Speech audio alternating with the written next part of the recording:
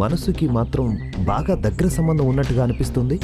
నువ్వు నా ప్రాణాన్ని కాపాడావు కాబట్టి నేను ఈ మాట అనడం లేదు. నా మనస్ఫూర్తిగా నిజమే చెప్తున్నాను. సార్ నేనెవరో మీకు తెలీదు, మీరెవరో నాకు తెలీదు. ఏదో మిమ్మల్ని కాపాడానని మీరు ఇలా సెంటిమెంటల్గా మాట్లాడుతున్నారు. నా బ్రతికేంటో ఏం చేయాలో అర్థం కాక గందరగోళంగా ఉంది. సార్ నా పరిస్థితి ఏమీ బాలేదు సార్. నేను వెళ్ళాలి సార్, నన్ను వదిలేయండి. బాబు, తమ్ముడు, సార్ ఈ ఊళ్ళో చాలా పెద్ద మనిషి. ఆయన ఇచ్చిన మాట ఎప్పుడూ తప్పరు. ఆయన ఇంత మంచి అవకాశం ఇచ్చారు. ఆలోచించుకో, నువ్వు విజయవాడ రావడం, ఎక్కడెక్కడో తిరిగి ఎక్కడా దొరికినట్టు నువ్వు ఇక్కడ తినాలనుకోవడం, నీ కళ్ళ ముందే ఇదంతా జరగడం, అన్నింటికీ ఒక కారణం ఉంటుంది తమ్ముడు.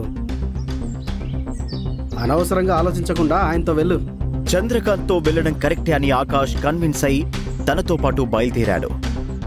ఈ ప్రశ్నలకు సమాధానాలు తెలుసుకోవాలంటే నెక్స్ట్ ఎపిసోడ్ వినాల్సిందే. క్రింద ఇచ్చిన లింక్ ని క్లిక్ చేసి పాకెట్ ఎఫ్ఎం యాప్ ని ఇన్స్టాల్ చేసుకోండి. Stay tune to pocket FM.